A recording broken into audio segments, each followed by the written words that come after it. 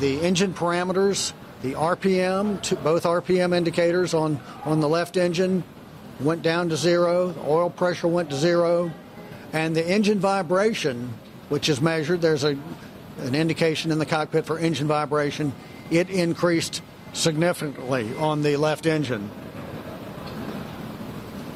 Shortly thereafter, the cabin altitude warning horn activated, and from my experience of flying the 737, I can tell you that warning activates around 13,500, 14,000 feet, somewhere in there.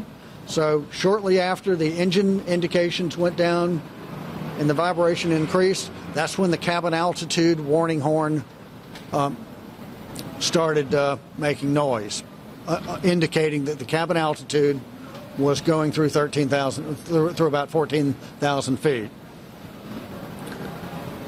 The aircraft began a rapid, uncommanded left roll of about 41 degrees of bank angle. So usually when you're flying on an airliner, you'd rarely get over about 20, 25 degrees of bank. This went over to 41 degrees. The pilots leveled the wings, and throughout the rest of the flight, there was what I'm going to describe as a fair amount of vibration throughout the airframe, the airplane.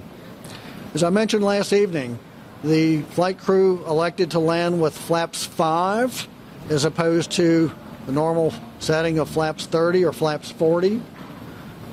They did that because they were concerned of aircraft controllability issues, and because they're landing with lesser flaps, that will mean a higher approach speed.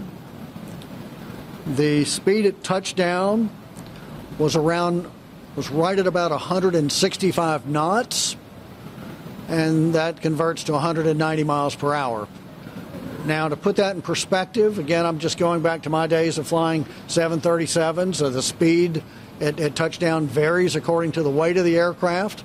But to put it in perspective, I'm going to say that a typical approach speed for a 737 might be around 135 knots. This aircraft was landing at 165 knots. Again, the higher speed is because they landed with a lesser flap setting than typical. The time from the initial event to touchdown, 22 minutes. We have a very talented meteorologist in Washington working for the NTSB, as well as air traffic control specialist. And they noticed on the air traffic control, on the ATC radar indications, they could see debris, reflections of debris being painted on the radar, indicating that there was debris falling through the atmosphere. And so they plugged in the winds and estimated where they thought this debris would land, and sure enough, the debris landed in about the area that they anticipated it would be, as we are finding. Hey there, thanks for checking out CNBC on YouTube. Be sure to subscribe to stay up to date on all of the day's biggest stories. You can also click on any of the videos around me to watch the latest from CNBC. Thanks for watching.